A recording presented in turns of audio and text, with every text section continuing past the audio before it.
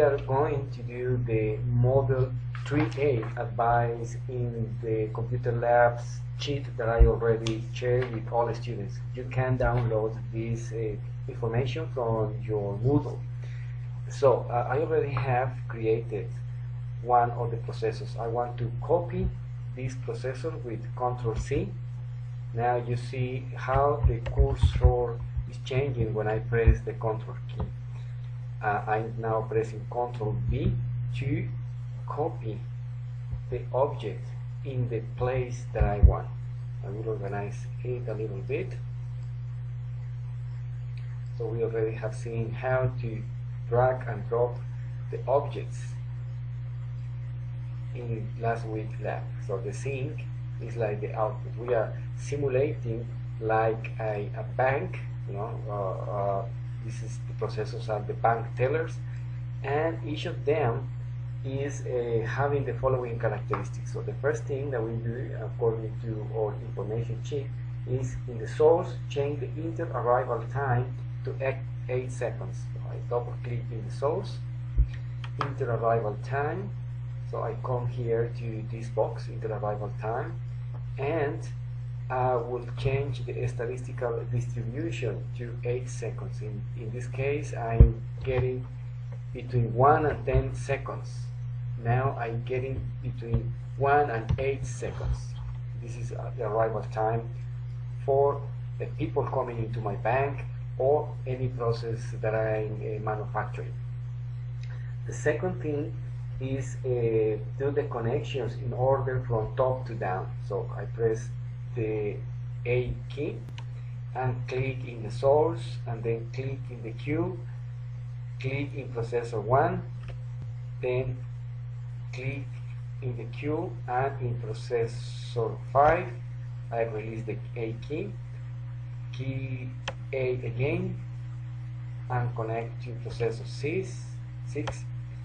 Now again I'm clicking and connecting to processor 7. Now I'm connecting from the processors to the seeds.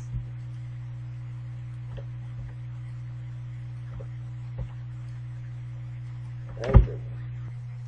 The following step is to change in the queue the capacity. So double click on the queue icon or object, and then change the maximal content to 50. Then press apply and OK. The next step is to change the process time in the different processors.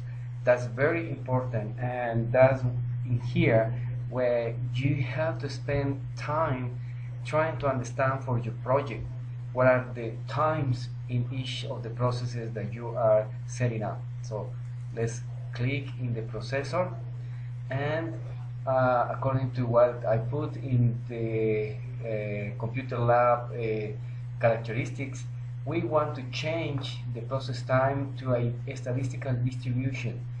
We are choosing exponential between 40 and 1 second. So come to the process time, change statistical distribution, and we have many statistical techniques. We will see that in more detail, how to understand or how to get which sort of statistical distribution you will be using in your project. By now we'll just put exponential, and we will change between 40 seconds and 1 second. What it means is that you will have random numbers between 40 and 1 in an exponential way. We will see that later. Okay. Apply and OK. Let's run the model, reset and run, and see what's happening now. You see the process in here is coming a different speed to processor 4, 6 and 7. You see here the speed of processor 3 is now too slow. Why? Because it's exponential.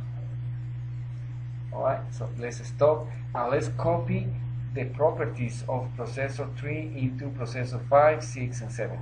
how I do that? So I press Shift and notice again how the cursor change and put in a back or selection box the three boxes or the three objects that we want to move the properties from. So then click on processor 2, in the processor 3 click on with the right click mouse, modeling utilities, edit selected objects, and in edit copy from highlighted to all variables.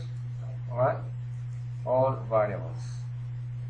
Now if we check, for example, let's shift again and click on the floor of the model so you can see the different properties now. As you can see, we have in the process time statistical distribution, exponential, 0, 40, and 1, and that's what we are aiming to. Let's move now to activity number 3, model 3B. So we will create robots and conveyors after the processor. So I will remove the sync to make it easier, and I will start copying robots into my model. You could copy and paste, so let's do that. Control C. You see every time that I press the control how the cursor change. Then I control again and control V wherever I want to put the robot. Okay, control V. So I have now 3 robots. I will put in this order. I will put a little bit closer so we can expand the size of the objects in the model. Alright, so let's do that. Let's these two that they work from here to here, and these ones on the top. So you will see how the Flexsim system automatically will choose the right way for these objects. So let's increase the size a little bit. Alright. Okay, so I will copy now the conveyors.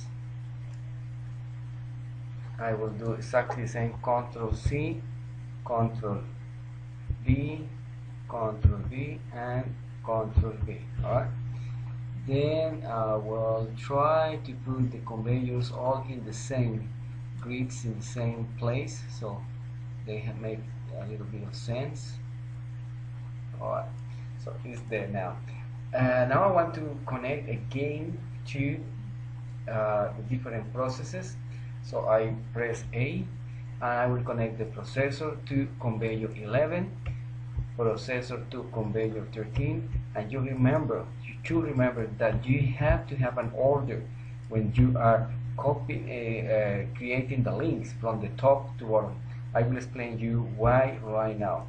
Okay, the same from the conveyor to the sync. Everything had to be in order. This one was wrong because I did from sync to the conveyor. Had to be from the conveyor to the sync. Look how the arrows how the arrows are also in order.